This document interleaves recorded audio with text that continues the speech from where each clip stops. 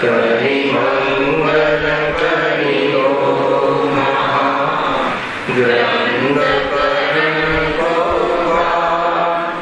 જાતે મિલે સમાજ સદભાવે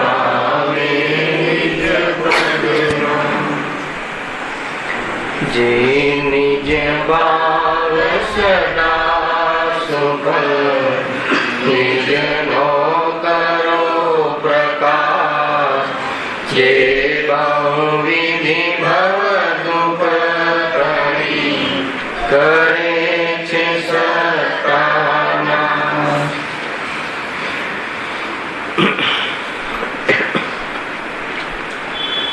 आज श्री मोक्षमार्ग प्रकाशक ग्रंथ से त्रीजा अधिकारों पर આપણે સ્વાધ્યાય ચાલી રહ્યો છે. Page number 58-58. મૂળ વિષય પંડિત ટોડરમલજીએ અહીંયા લીધો છે કે જ્ઞાનાવરણી દર્શનાવરણી આદિ કર્મના ઉદયમાં જીવની કેવી અવસ્થાઓ થાય છે અને એ અવસ્થાઓમાં જીવ ઘણો દુઃખી થાય છે. બે વાત લીધી. નિમિત્ત કાળની મુખ્યતાથી શું કહ્યું? જ્ઞાનાવરણી દર્શનાવરણ આદિ જેવી આઠે કર્મ લઈ લેવા. એના ઉદયથી કેવી પરિસ્થિતિઓ ઊભી થાય છે અને એ પરિસ્થિતિમાં જીવ ઘણો દુઃખી થાય છે અને એ દુઃખ દૂર કરવાના ઉપાયો કરે છે અને જે પણ ઉપાય કરે છે એ બધા જૂઠા છે એટલે દુઃખ દૂર થતું નથી. વિષય આ રીતનો છે. એમાં જ્ઞાનાવરણી દર્શનાવરણી અને મોહનીય એ ત્રણ કર્મ ના ઉદયમાં થતી પરિસ્થિતિ અને એમાં જે ઘણું દુઃખી થાય છે એ બધી ચર્ચા આપણે અહીંયા સમાપ્ત થઈ. કુલ મળીને એમ સમજો કે મોહનીય કર્મ નિપટી લીધું તો સંસાર સમાપ્ત થઈ ગયો. એમ છે ને જીતુભાઈ? મોહનીય કર્મની ચર્ચા આપણે સમાપ્ત થઈ ગઈ. મૂળ આઠ કર્મમાં દુઃખ માટે કોઈ નિમિત્ત કારણ હોય એકમાત્ર મુખ્ય રૂપથી તો મોહનીય કર્મ. તમને ખ્યાલ હશે કે જ્યારે જીવને મોહનીય કર્મનો અભાવ થઈ જાય પછી બાકીના કર્મોનો અભાવમાં કેટલો સમય લાગે છે? મતલબ ઓછામાં ઓછો કેટલો સમય? વધારામાં વધારે તીર્થંકર નહીં લો અથવા ઘાતી કર્મનું લઈ લો તો દરેકને લાગુ પડશે. મોહનીય કર્મનો અભાવ થઈ ગયા પછી બાકીના જે ત્રણ મુખ્ય ઘાતી કર્મ છે અંતર્મુહૂર્તમાં એનો અભાવ થઈ જાય. નિયમથી અર્યન દશા આવી જાય. બાકીના ચાર કર્મનો અલગ અલગ ભેદ પડે. અઘાતી કર્મ આત્માના ઘાતમાં નિમિત્ત બનવા વાળા જે ચાર મુખ્ય કર્મ છે નિમિત્ત રૂપથી, એમાં મોહનીયનો ભાવ થઈ ગયા પછી નવો બંધ થતો નથી અને જે જૂના કર્મ હોય છે ત્રણ બાકીના જ્ઞાનાવરણી દર્શનાવરણી આદિ ત્રણ એનો અભાવ થઈ અને જીવ અર્યમ દશાને પ્રાપ્ત થાય. તેરમા વ્યવસ્થા અંતર્ગત કાળ વધારે નહીં. એ ન્યાયથી આપણે એમ કહી શકીએ કે મોહનીય કર્મની ચર્ચા અહીંયા આપણે એના ઉદયથી જે પણ અવસ્થાઓને તમાશો થાય છે અને તમાશામાં જે ખોટા ઉપાય કરે છે અને એ ઉપાય ખોટા વાસિક થયા હોય તો પંડિત જે સાચો ઉપાય પણ કહ્યો એ બધી ચર્ચા આપણે અતિ વિસ્તારથી અહીંયા સમાપ્ત થઈ છે અને બાકીના કર્મોની ચર્ચા હવે ફટાફટ થઈ જશે. કેમ? એ મૂળ તો ગયો ઠીક જે હતી હવે એના આધાર પર બાકીની ચર્ચા આપણે પ્રારંભ કરીએ છીએ. અંતરાય કર્મના ઉદયથી થતું દુઃખ અને તેના ઉપાયોનું જૂઠાપણું. હેડિંગ આ છે, બરાબર? Page number 58. આ ચોથું કર્મ ઘાતી કર્મના ભેદમાં 8 કર્મ છે. તો એમાં શું પરિસ્થિતિ બને છે? એક વાત ધ્યાનમાં રાખજો કે દુઃખ સાથે સંબંધ મોહનીય કર્મને છે નિમિત્ત તરીકે બી, અને ઉપાદાન તરીકે મોહ ભાવ, બે વાત. બરાબર. હવે મોહનીય કર્મ તો બાકીના કર્મો જે છે જ્ઞાનાવરણાદી ને દુઃખ સાથે સંબંધ નથી. તો કે દુઃખ સાથે ડાયરેક્ટ સંબંધ નથી. એ મોહનીય કર્મના મંત્રી છે.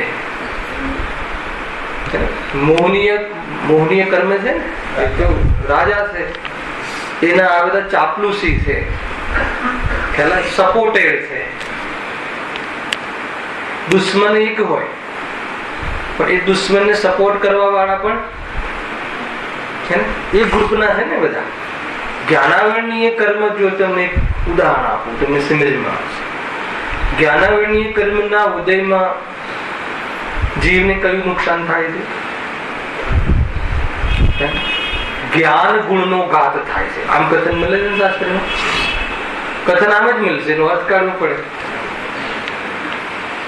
જ્ઞાનાવરણીય કર્મના નિમિત્તથી જીવના જ્ઞાન ગુણનો ઘાત થાય છે. હવે એનું વિશ્લેષણ.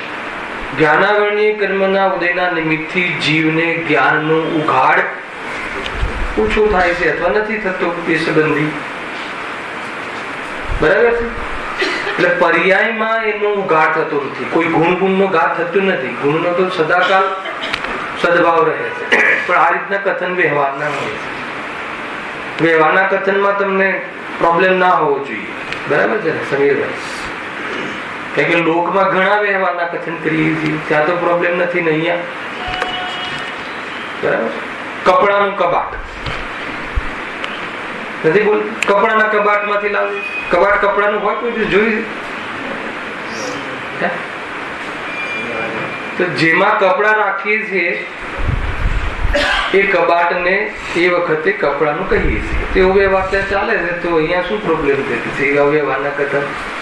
ઘીનો ઘડો, પાણીનો ઘડો, હીરાની ડબ્બી, સોનાની તિજોરી છે કે તો આ બધું શું છે?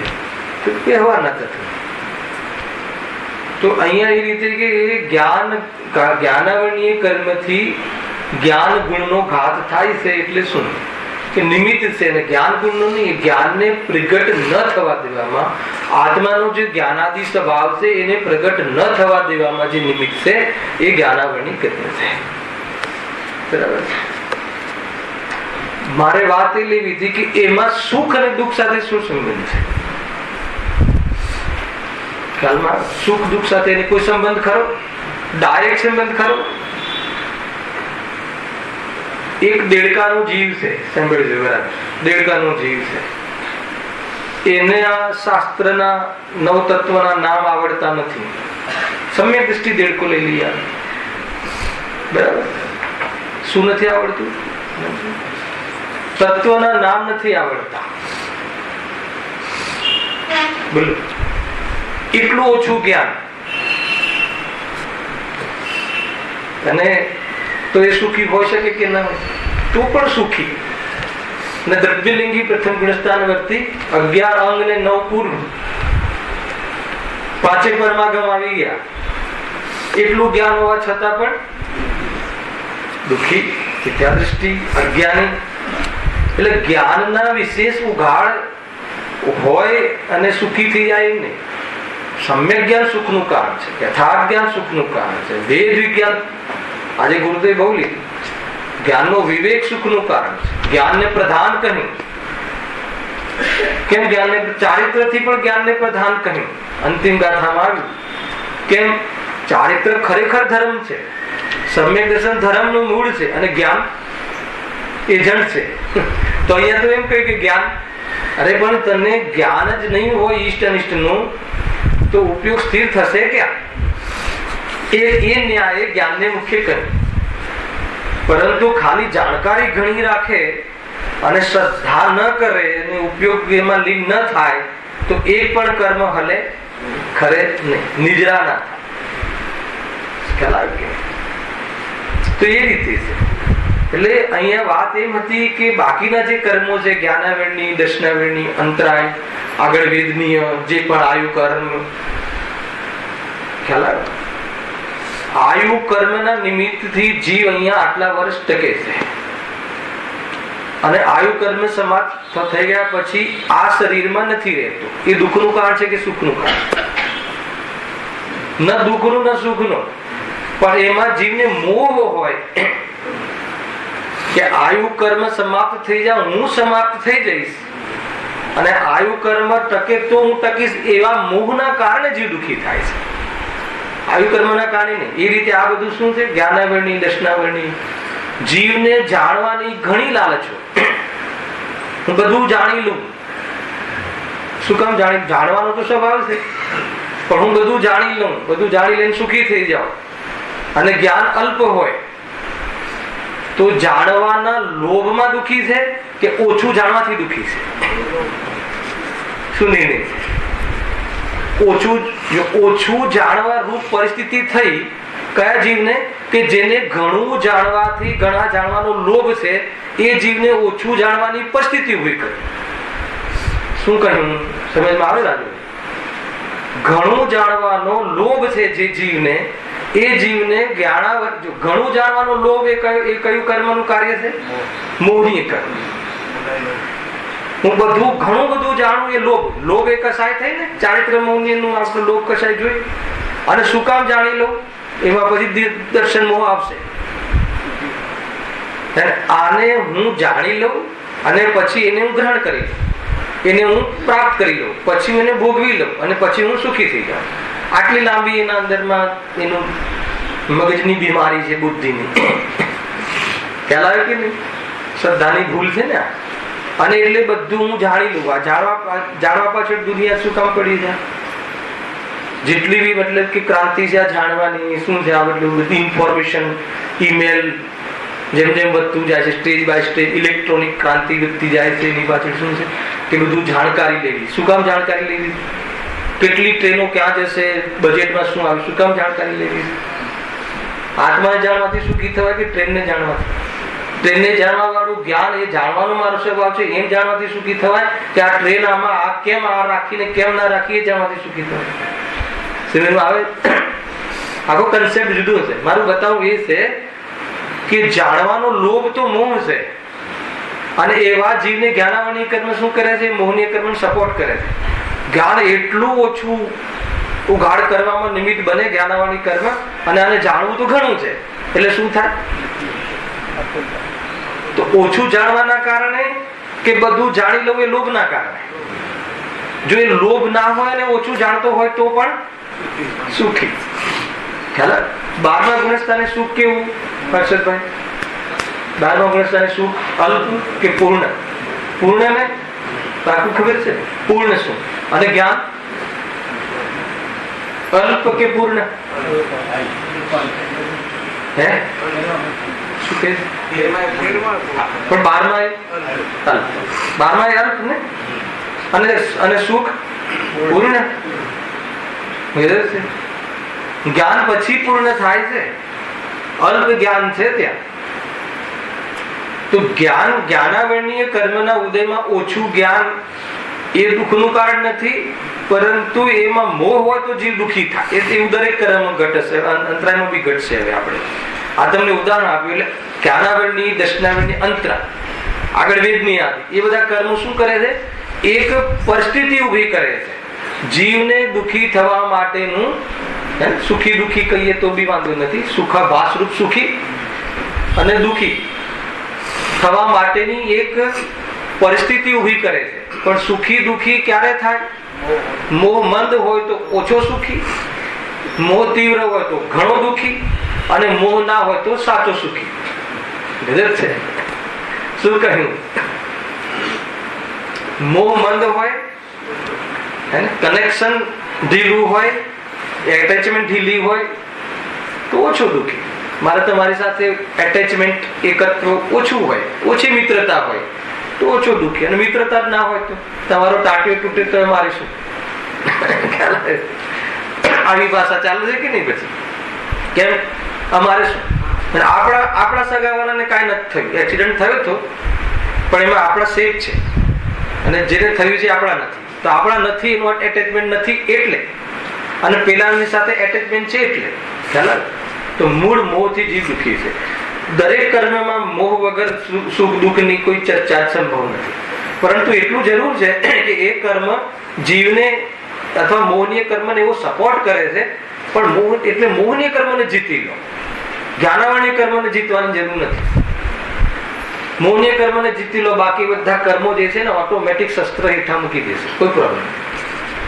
મૂળ રાજા જીતી લો એટલે બાકીના બધા તો તમે મોટું લશ્કર લડવા આવે અનિલભાઈ, રાજાને બંદી બનાવી લો, બાકીના લશ્કરની કોઈ ટેન્શન નહીં કરો, તો બાકીનું લશ્કર શું થશે? શરણાગત ઓટોમેટિક થઈ જશે, ઓટોમેટિક. એ સ્વરૂપ છે આ. જો આ તમને થીમ ખ્યાલમાં આવી તો અંતરાય કર્મ શું કરશે? દુઃખી થવા માટેની પરિસ્થિતિ ઉભી કરશે, દુઃખી નહીં કરે. દુઃખી થવા માટેની પરિસ્થિતિ ઉભી કરવામાં નિમિત્ત બનશે. અને દુઃખી થવામાં નિમિત્ત કોણ બનશે? મોહનીય કર્મ. અને દુઃખી થવામાં કારણ કોણ છે? ખરેખર મોહ. અને મોહને મટાડવાનું મૂળ કારણ મોહમાં શું છે? હે ને, જીવને સ્વપરનું ભેદ વિજ્ઞાન નથી. અનાદિથી જીવને પોતાની ને પરની એકત્વ બુદ્ધિ ચાલે છે, એનું વિભાગ જ્ઞાન નથી. પોતે ચૈતન્ય સ્વરૂપ છે. દેહમાં કાંઈ પણ ખાડા ખર્ચા થવાથી આત્મામાં કાંઈ દુઃખ થતું કંઈ બગડતું નથી. દેહની તૂટફૂટ પૂતગલ, એ તો પૂતગલ દ્રવ્ય છે, એનું જોડાવું અને છૂટું થવું એ શરીરનો સ્વભાવ છે.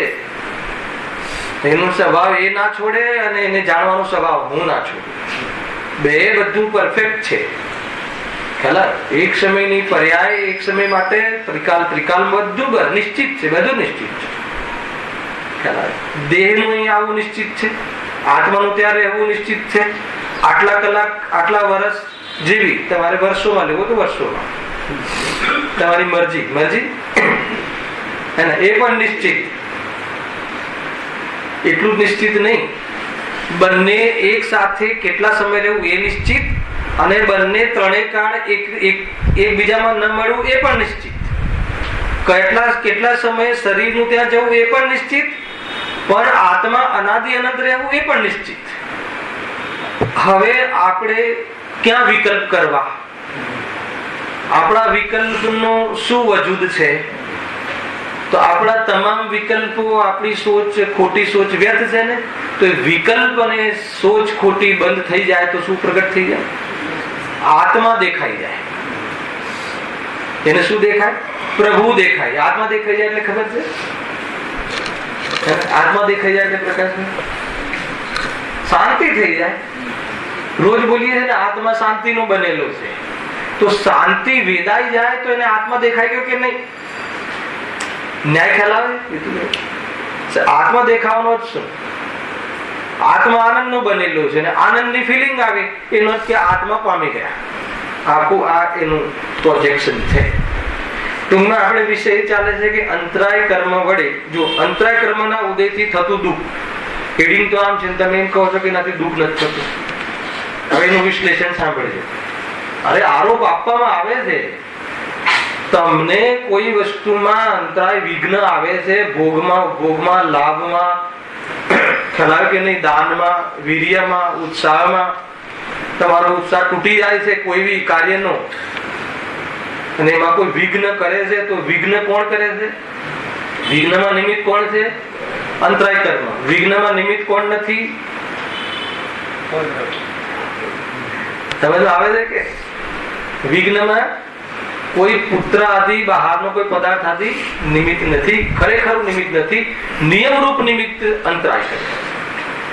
અને દુઃખી કોણ? અને એમાં દુઃખી કોણ થાય? મોહ હોય તો દુઃખી થાય, મોહ ના હોય તો ભલે ને જંગલમાં વાઘ આવે કે જંગલમાં આગ લાગે, મુનિરાજ પ્રતિકૂળતાઓ જ્ઞાનીઓને આવે છે કે નથી આવતી? પાપના ઉદય જ્ઞાનીઓને આવે છે કે નથી આવતા? આવવા જોઈએ કે ના આવવા જોઈએ? કોઈ પ્રશ્ન છે? અરે બાંધ્યા હોય તો આવે કે ના આવે? નહીં, મુનિરાજ હોય તો એમને કોઈ તકલીફ જ ના પડવી જોઈએ. અરે તકલીફ પડવા ના પડવા સાથે ઉદયને સંબંધ નથી, એટલે એમને તકલીફ પડતી જ નથી. પણ તમે જ્યાંથી સમજો છો એવી તકલીફો, એવા ઉદયો તો એમને ઘણા આવે છે. જ્ઞાનીઓને પાપનો ઉદય આવે કે ના આવે, આપણે થોડુંક શાસ્ત્ર વાંચતા હોય, મંદિર જતા હોઈએ, તરત જ આપણે એવો અધિકાર જમીએ કે આપણે તો પાપનો ઉદય આવવો જ ના જોઈએ. કેમ? આપણને તકલીફ પડી જ ને. અરે રોજ મંદિર જાય છે, રોજ પ્રવચન કરે છે, આટલા લોકોને માર્ગમાં લગાડવાનો ને એને કેવો ઉદય ચાલે છે? કેમ, શું પ્રોબ્લેમ? અરે કેવો ઉદય ચાલે છે એ મહત્વ છે કે એવા ઉદયમાં પણ મજામાં રહે છે એ મહત્વ છે. વિદ્યા એ છે કે વિદ્યા એ ઉદય ના હોય એ વિદ્યા. પારમેશ્વરી વિદ્યા કઈ છે? સમજમાં આવે છે? જ્ઞાનીઓને પણ પ્રતિકૂળ સંયોગો અને જ્ઞાનીઓને પણ પ્રતિકૂળ અવસ્થાઓ દુનિયાની દૃષ્ટિમાં જે પ્રતિકૂળ કહેવાય છે, જીવન જીવવામાં અનેક પ્રકારની બહારમાં ઉપાધિઓ આવે છે, પરંતુ મેઇન રહસ્ય એ છે કે દુઃખી થતા નથી. ખ્યાલ આવ્યો કે નહીં? એ દુઃખી થતા નથી. શરીરમાં રોગ આવ્યો કે નહીં? ગુરુદેવને રોગ આવ્યો તો કે નહીં શરીરમાં? પ્રવચનમાં મેં એક બે વાર સાંભળ્યું હતું. આ ડોક્ટર કહે છે કે આ શરીરમાં કઈક કેન્સર જેવું ઘૂસ્યું છે, તમે ગમે એટલું છૂપું રાખતા હો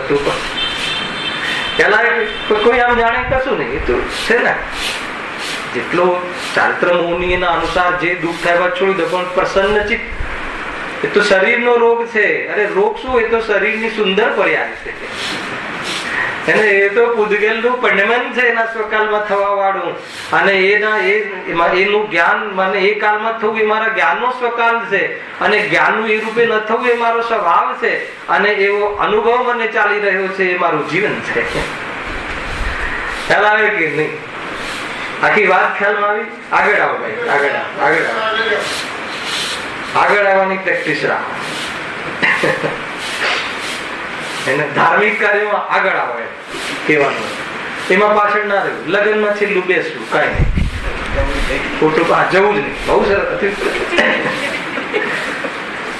એ રીતે જો એ રીતે બહુ સરસ સુંદર ચર્ચા છે. આપણે ભૂમિકા બાંધી આ એક નવું ટોપિક અથવા બીજા ચોથા કર્મની ચર્ચા ચાલે છે. જો વળી આ જીવને મોહ વડે દાન, લાભ, ભોગ, ઉપભોગ અને વીર્ય શક્તિનો ઉત્સાહ ઉપજે છે. હજુ અંતરાય કર્મની ચર્ચા નથી. ટોપિક કયો ચાલે છે? અંતરાય કર્મ. બરાબર છે. અને ચર્ચા સ્ટાર્ટિંગ શું કર્યું? મોહ. એના વગર સંભવ નથી ને. દુઃખ નું સિદ્ધિ ને સુખ અને દુઃખ નું સંબંધ મોહથી છે. ખ્યાલ?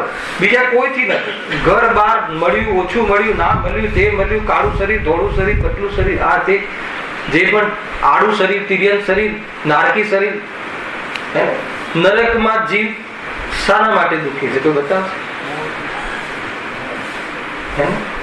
નરકના દુઃખ કહો. અરે એ તો નિમિત્તની પ્રધાનતાથી દુઃખ કયા છે કે તને આટલું એકત્વ છે અને એ શરીરના કપાવાનો ધંધો ત્યાં જોરપુરમાં અને તેજીમાં ચાલે છે નરકમાં. તો તું કેવો દુઃખી થઈ છે શરીરમાં એકત્વ રાખીશ તો? આનું આ ટોન છે. ખ્યાલ આવે? શરીર કપાવાથી દુઃખી નથી ત્યાં. નરકમાં દુઃખ અને સ્વર્ગમાં સુખ. બરાબર છે? કરોડપતિ સુખી અને ગરીબ દુઃખી. બરાબર છે? સમ્યક દ્રષ્ટિ સુખી, મિથ્યા દ્રષ્ટિ દુઃખી. આ સત્ય છે. ખ્યાલ?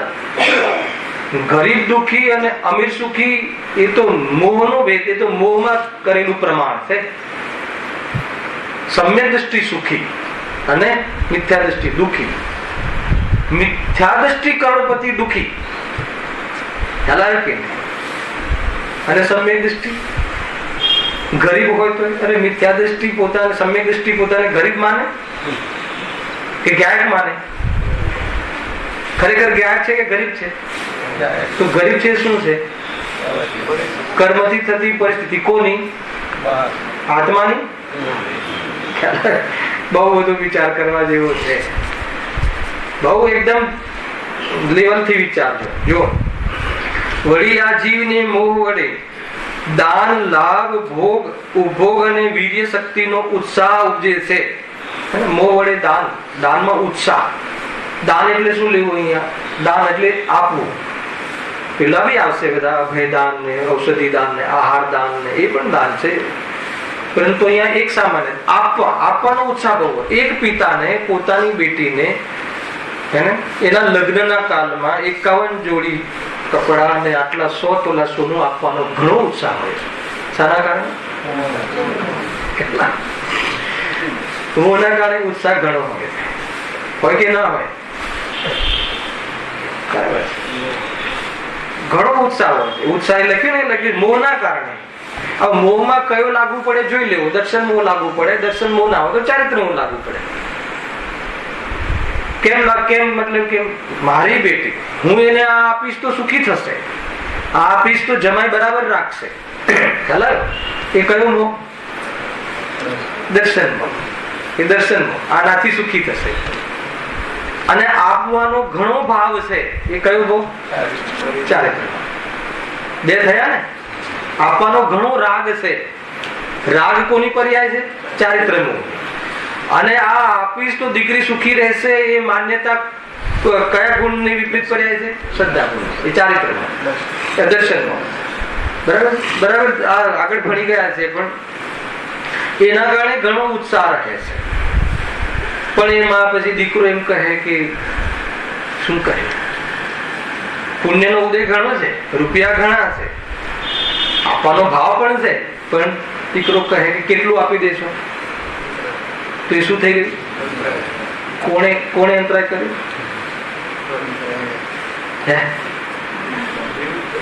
કોણે? અંતરાય કર્મ.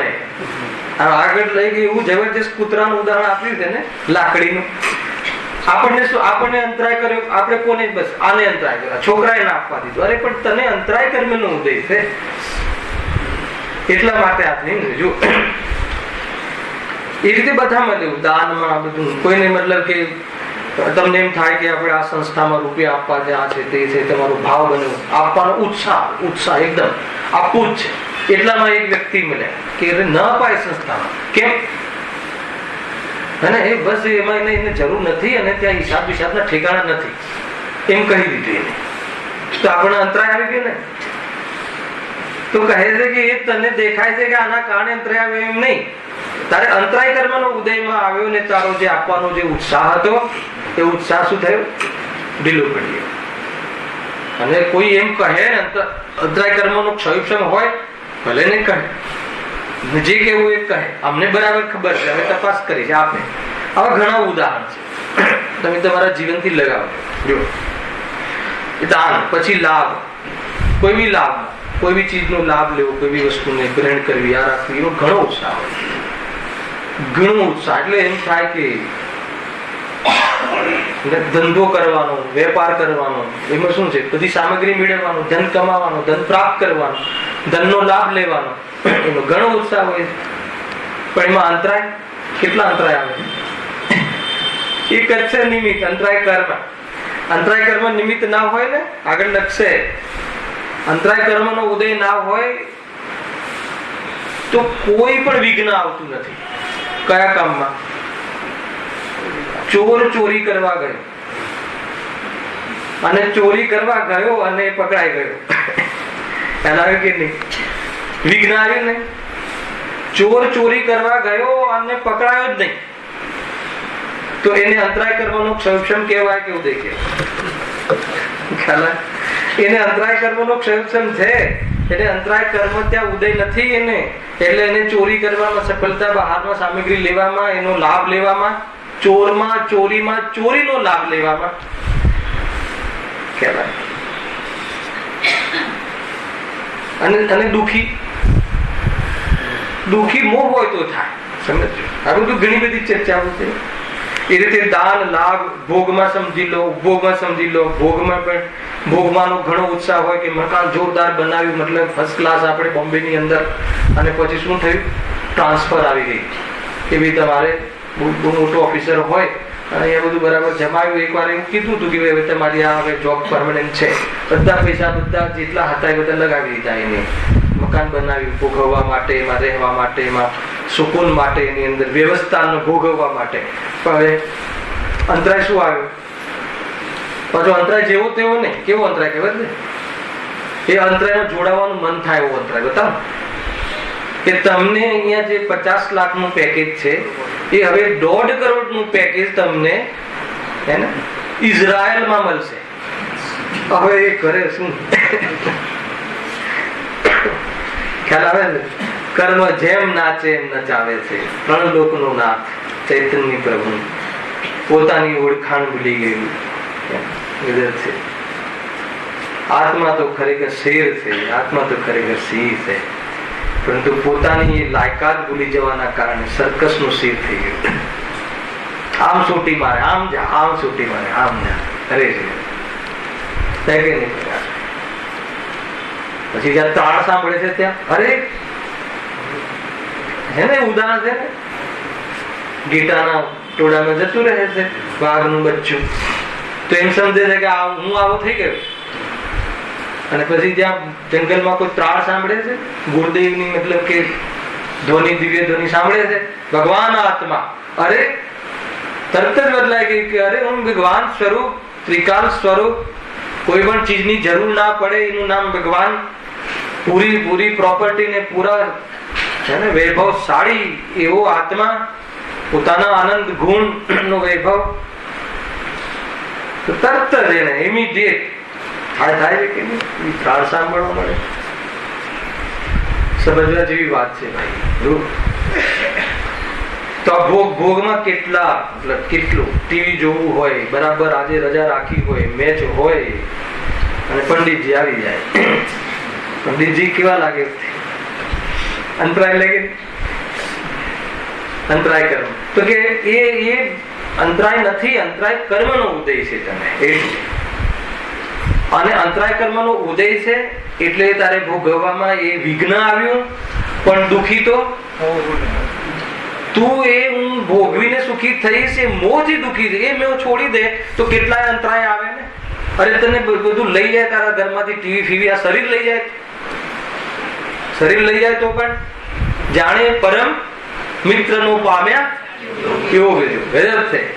અરે મારે જરૂર હતું નહીં અને તારે જરૂર છે, તું લઈ જા, એક્સ્ટ્રા છે.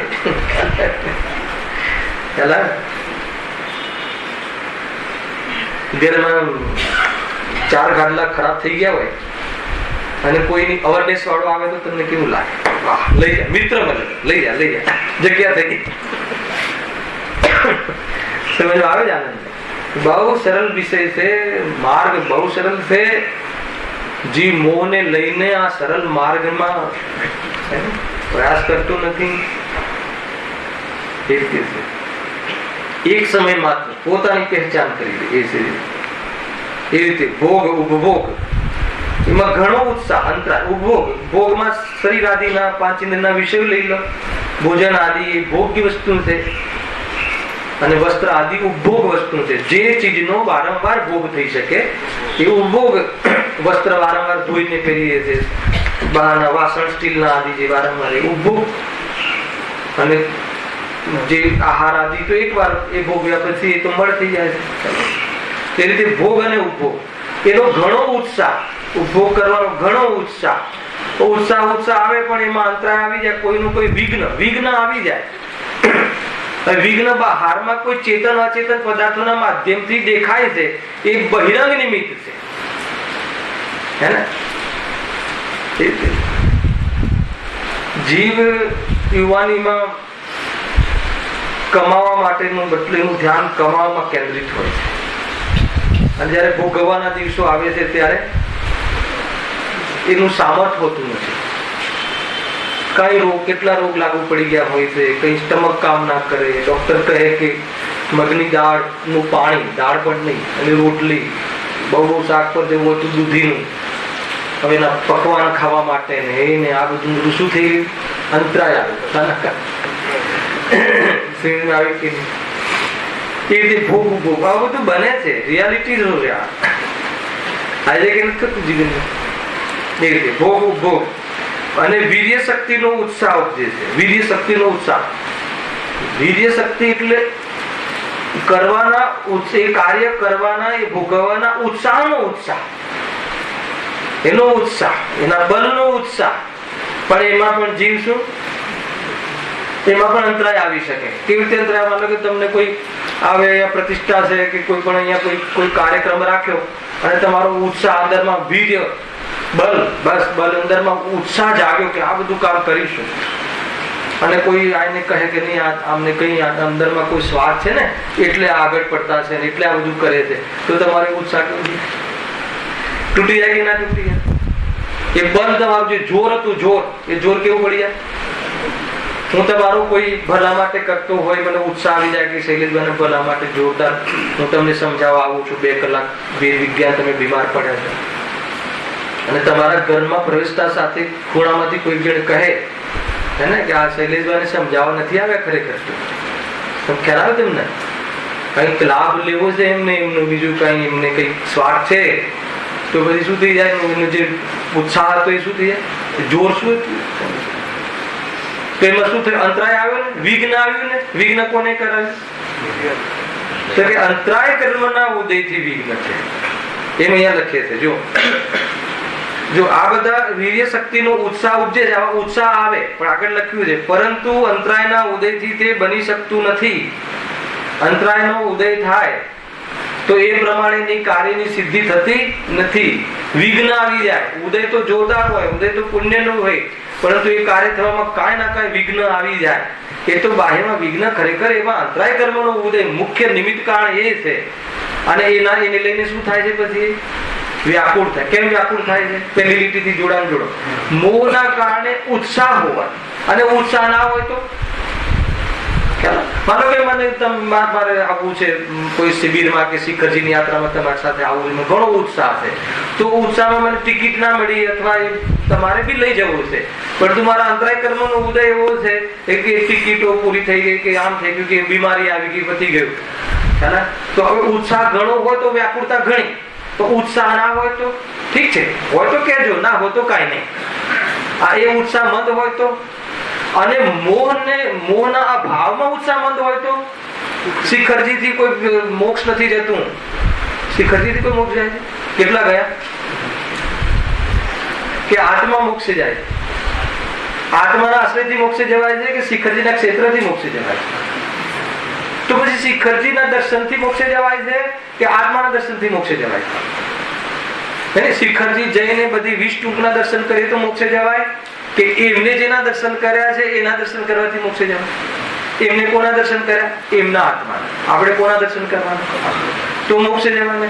એટલે આપણને આવો અંદરમાં મોહ જે હતો, અથવા આપણો આવો જે મોહ તૂટી ગયો છે, અને છતાં જવાનો ભાવ આવ્યો છે, અને જવાના ભાવમાં વિઘ્ન આવી ગયું, તો વ્યાકુળતા કેટલી થશે?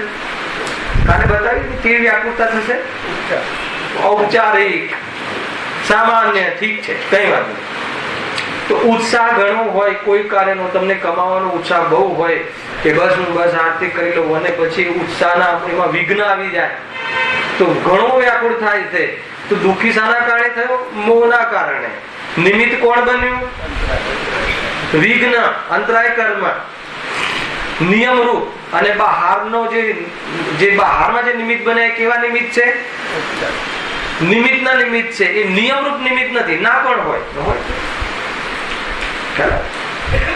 માની લો કે જો તમને કહું કે તમારા ઘરે આજે કોઈ મતલબ કે સારી ડીશ બની છે, હોસ્ટેલમાં શું કહેતા એમ?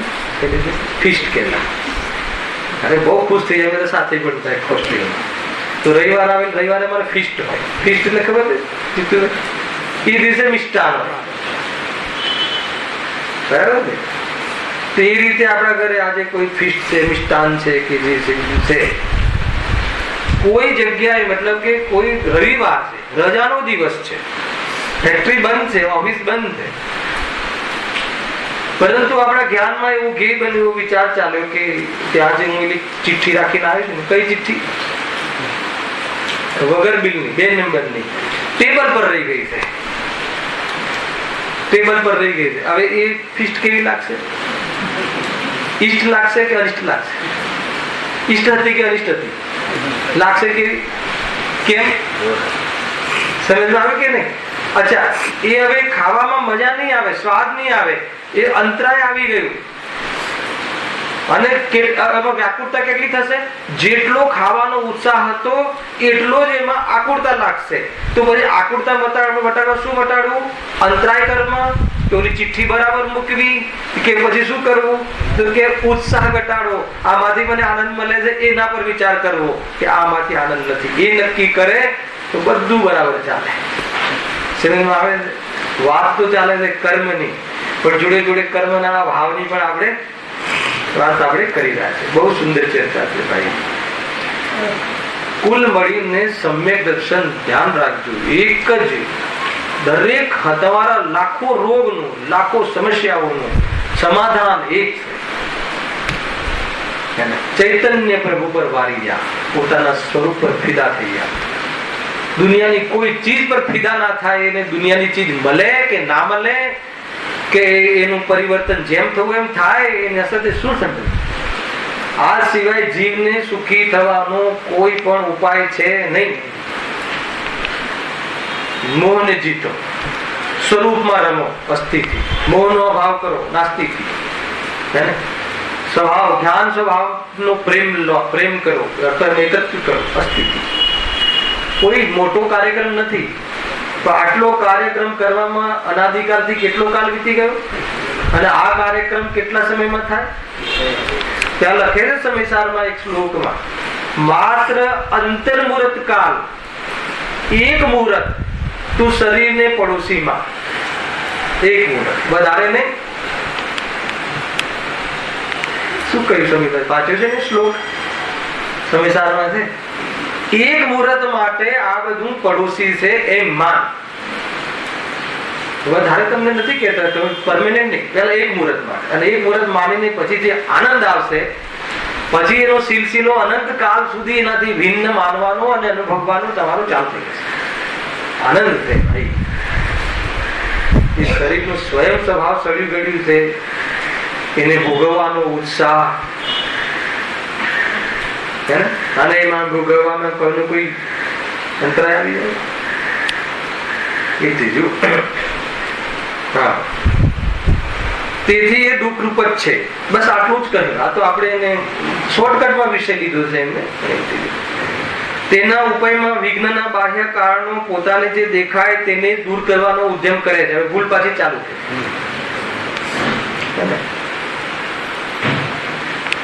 ઓફિસર ન આવે એનો બંદોબસ્ત કરે.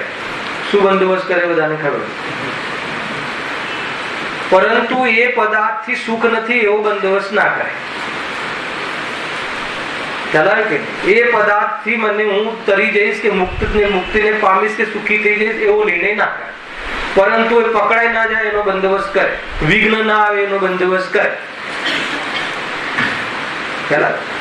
હું ચોરી કરતા પકડાઈ ન જાઉં એનો તો બંદોબસ્ત કરે, પણ એ પદાર્થમાં સુખ નથી, અને એ કરેલા કર્મો તને ભારે પડી જશે. ખ્યાલ? એવા ભારે પડી જશે કે તને ખ્યાલ નથી, તો એવો વિચાર ન કરે. ન વૈરાગ્ય છે કે ન એના જ્ઞાનમાં વિવેક છે, એટલે જીવ અનંતકાળ દુઃખી રહેશે. કોઈ પદાર્થનું કાંઈ બગડતું નથી. તું ન સમજે તો તારું જરૂર બગડે છે, અને સમજે તો તારું જરૂર સુધરે. એટલો સ્વતંત્રતા અને સ્વાધીનતાનો માર્ગ છે. ચેતી જા, આજે ચેતી જા. આ ભાવ કોઈ નવો નથી. આવા ભાવ અનંતવાર મળ્યા છે, અને તું જે ચીજ પર ફિદા છે એ તને મિથ્યાત્વને લઈને અનંતવાર મળી છે. એક સમય માટે પણ જીવ ચેનને નથી પ્રાપ્ત થયું. નિરંતર બેચેની, જાણે એમ કે કશાયનો ટોપલો ભઠ્ઠીમાં સળગ્યા કરે. આ કરો, તે કરો, આ ખાઈ લો. કેટલો ભયભીત. કોઈ જગ્યાએ તમે કોઈ ખોટું કામ કર્યું હોય, અરે તમે ખાલી ખોટી નજરે જોઈ લીધું હોય, કોઈને ખબર ના, કોઈ મા બેન ને, તો નિરંતર તમે કોઈ જોઈ લીધું હશે, કોઈ શું કે અરે પણ પોતાના સ્વરૂપમાં નહીં જવાય એ તો તને નુકસાન લાગતું જ નથી, પણ કોઈ જોઈ જશે એ તને નુકસાન લાગે. અરે આવી અસ્થિરતાથી તને તું સ્થિરતા પોતાના સ્વરૂપમાં મજા છે એવી સ્થિરતા તું પ્રદાન નહીં કરી શકે. તું તારી પર્યાયનો લાભ, દાન, ભોગ, ઉપભોગ અને એવી વીર્યનું સ્ફુરાયમાન નહીં થાય. સમજમાં આવે છે? એ રીતે ખરેખર વીર્ય ગુણ અંતરાય કર્મ તો એના ઉદયમાં દીક્ષા લેવાના ભાવ નથી આવતા ને, એ ખરેખર જોવું છે. એ લખ્યું આગળ આવ્યું હતું. આપણે બલ જોઈએ, બલ. આ મારી બનાવેલી સંપત્તિ, એને એ મારી સાથે આવવાની નથી, એ સુખના કારણ નથી, એવો નિર્ણય કરવા માટે શું જોઈએ? સ્ટેમિના જોઈએ, તાકાત જોઈએ, બલ જોઈએ, વીર્ય જોઈએ, હે ને? બહુ મોટું કલેજું જોઈએ, છે કે નહીં? એમ છે. એ વીર્ય તો દીક્ષિત થાય, તો એનાથી નિવૃત્ત થાય. જ્ઞાનમાં ભેદ પડે, વેદ વિજ્ઞાન થાય, શ્રદ્ધામાં અપનત્વ છૂટે અને ચારિત્રમાં નિવૃત્ત થાય. ક્યાં લખ્યું હતું? આજની ગાથા. ખ્યાલ આવે? છેલ્લી 5 મિનિટ આવું છું પણ પૂરું વાંચી લઉં છું. ખ્યાલ આવે? છેલ્લી 7-10 મિનિટમાં પૂરું મને વિષય ખ્યાલમાં આવી જાય છે. તમે વાંચો. લખ્યું હતું આજે. જ્ઞાનમાં ભેદ વિજ્ઞાન વર્તે, શ્રદ્ધામાં સ્વરૂપમાં એકત્વ વર્તે અને એના બલથી અગર ચારિત્ર આવી જાય તો એનાથી નિવૃત્તિ. એ પદાર્થ મારા છે જ નહીં એવી એકત્વ બુદ્ધિ, પરાયમાં પરાયપન, આત્મામાં એકત્વ બુદ્ધિ એવું જ્ઞાન. અને જયારે ચારિત્ર એટલે આચરણમાં સ્વરૂપમાં લીન થાય તો એ પદાર્થ મારે નિવૃત્તિ. પર પદાર્થ દુઃખનું કારણ નથી. પર પદાર્થનો પ્રેમ, પર પદાર્થમાં કલ્પના એ દુઃખનું કારણ. અને છે નહીં, એ થશે નહીં, એ તારી સિદ્ધિ થશે નહીં. એ અંતરાયો આવા જ રાખશે. ખરેખર અંતરાય કર્મ વિઘ્ન છે કે મોહ વિઘ્ન છે? સાચા સુખમાં કોણ વિઘ્ન છે? મોહ વિઘ્ન. વિઘ્ન તો રાગ છે. તમને ત્યાં દુઃખ થયું, ભોગવવા ન મળી, એમાં વિઘ્ન આવ્યું, એમાં વિક્ષેપ પડ્યો, વ્યવધાન થયું, જે પણ થયું, અને તમને બહુ આકુરતા થઈ, એમાં દુઃખનું કારણ કોણ છે? અંતરાય કર્મ. એ વ્યક્તિ તો કોણ છે? તું માને છે કે આમાંથી સુખ, આમ મળી જાય તો સુખ થઈ જાય, માન્યતા છોડ દે. પછી મળવા ના મળવાના પ્રસંગો જ નહીં રહે, અને એમાં પછી અંતરાયના પ્રસંગો જ નહીં રહે. કોઈ લઈ જાય તો અંતરાય તને ક્યાં થયો? કે તારે જોઈતું જ નતું, મને જોઈતું જ નથી એટલે કોઈ લઈ જાય તો અંતરાય કહેવાય? મને જોઈતું હોય અને કોઈ ના લેવા દે તો અંતરાય થાય, પણ મને જોઈતું જ નથી.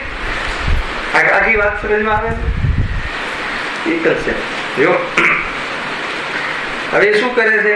તેના ઉપાયમાં વિઘ્ન આવી ને, વિઘ્ન આવી.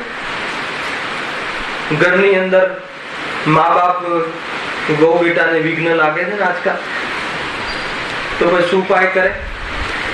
લખ્યું તેના ઉપાયમાં વિઘ્નના બાહ્ય કારણો પોતાને જે દેખાય છે, પોતાને છે નહીં, પોતાને જે દેખાય છે એટલે પોતે જે માને છે ભ્રમથી કે આ મને વિઘ્ન કરાય, અરે એ તારી સાથે કેમ થયું, કેમ એમ ખ્યાલ આવી વાત તમને? એવો પુત્ર મને કેમ મળ્યો, એવો યોગ મને કેમ થયો? વિચાર કરો. મારો જ કોઈ એવો અસાતા વેદનીઓનો ઉદય થયો કે મારો જ એવો પાપનો ઉદય છે કે જેથી મને આવા પુત્ર કે આવા પુત્ર વધુનો ઉદય થયો. પણ દુઃખી થવામાં મોહ ના હોય તો ભલે ને કેવા બી મને, મારે શું છે એના ચતુષ્ટયમાં, હું મારા ચતુષ્ટયમાં, વાત પતી ગઈ, ખેલ ખતમ. ખ્યાલ આવે? કેવી જાતિના ઉદયો આવે છે ખબર ને?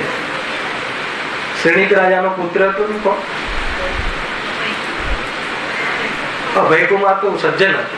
કર્ણિક, કર્ણિક ઘણા પુત્રો હતા, એમાં કર્ણિક નામનો એક પુત્ર. શું કર્યું એમને? શ્રેણિકને જેલમાં નાખી દીધા, પોતાના બાપાને જેલમાં નાખી દીધા.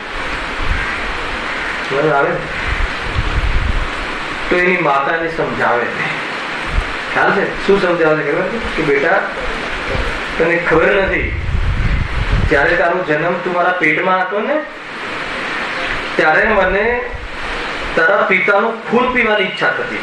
ચીલનાની વાત છે, ચીલનાની ધાર્મિક જીવ. ત્યારે મને આ પિતાનું ખૂન પીવાની ઈચ્છા થતી હતી. એનો અર્થ એ થઈ ગયો કે મારા પેટમાં જે જીવ આવ્યો છે એ પિતાનો વેરી છે. મને એમ ખ્યાલ આવ્યો તો મેં તને ફેંકાવડાવી દીધું ચેલના.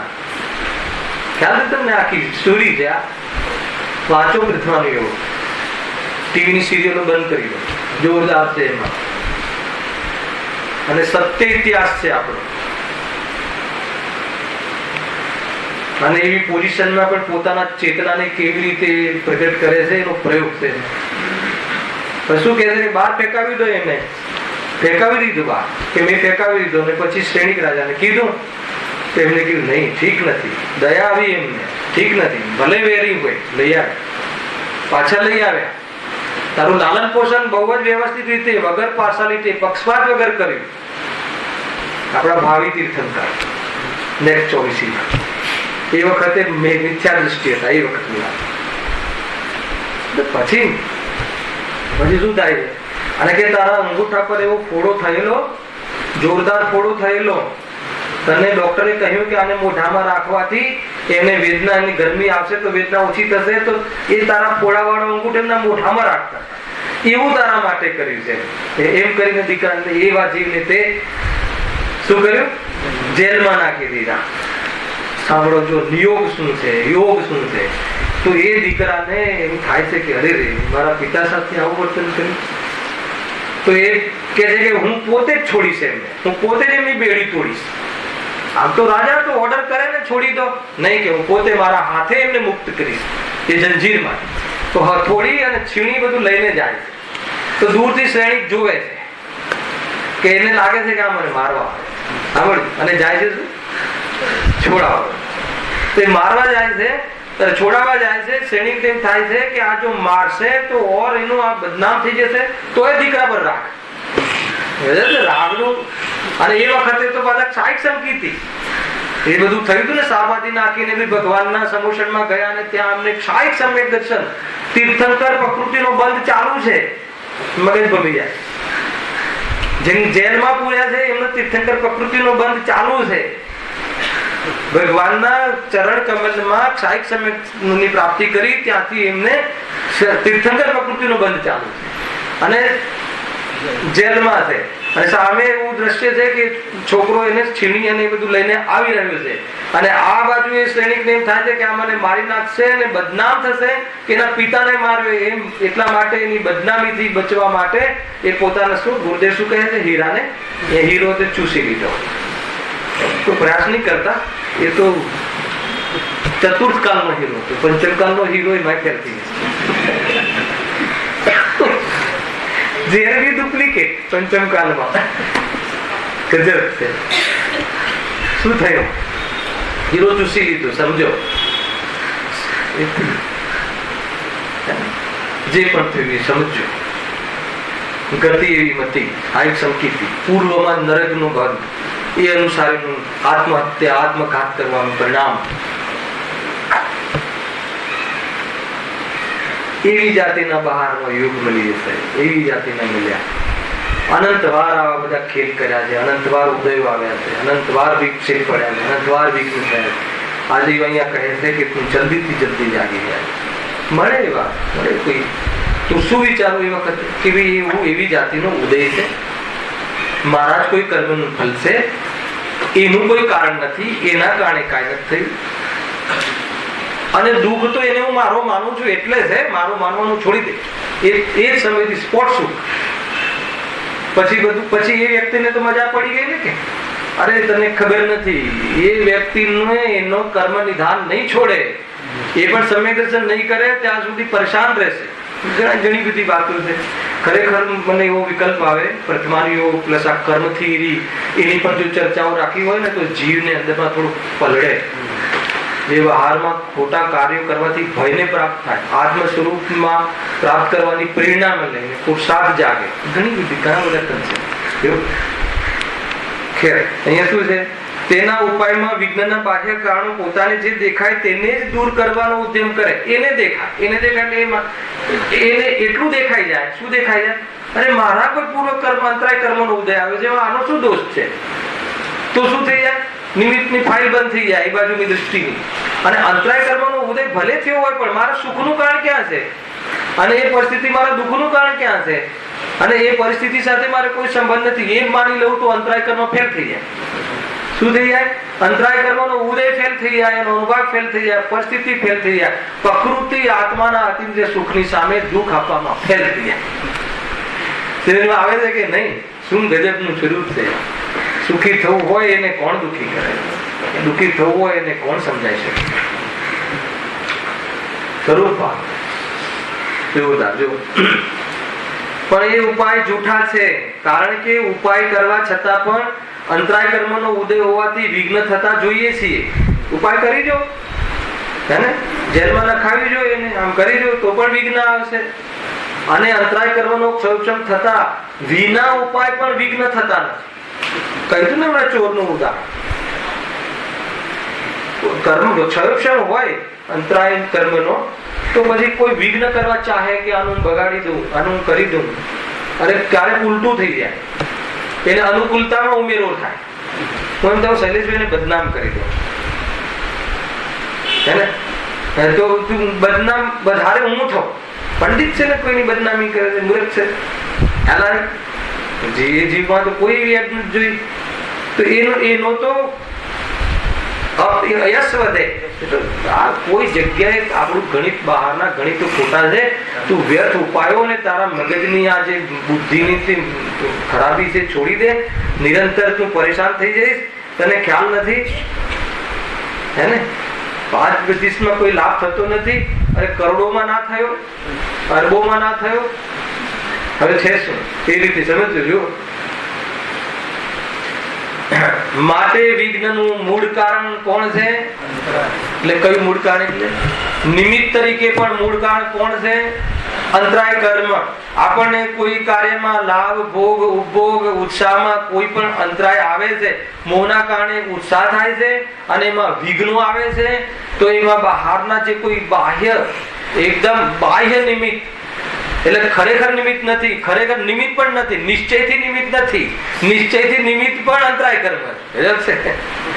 અને ખરેખર નિશ્ચયથી દુઃખનું કારણ અંતરાય કર્મ નથી, મોહ છે. એટલે તું આ બધું બરાબર સમજી અને તારી દ્રષ્ટિ પરદ્રવ્યો પ્રત્યે, દુનિયાની પ્રત્યે તું જે તારી દ્રષ્ટિ બગાડે છે એ દ્રષ્ટિને તું સીમિત કર, મર્યાદામાં લાવ, જલ્દીથી વિજ્ઞાન કર અને આત્મકલ્યાણ કર. એની ચર્ચા છે. બાકીની ચર્ચા નેક્સ્ટ સહેજાનંદી